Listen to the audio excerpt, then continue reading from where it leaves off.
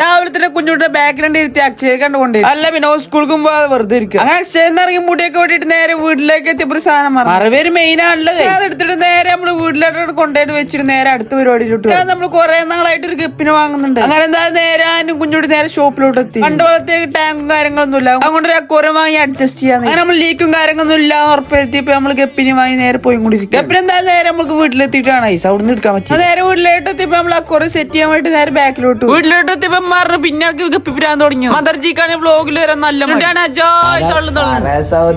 ഇനി ഓറാക്കെ ചിലപ്പോ അക്വറിയം ഒന്നും ഉണ്ടാവില്ല. അങ്ങനെ നമ്മുടെ അക്വറിയം ക്ലീൻ ചെയ്തിട്ട് ഇടാന്ന്.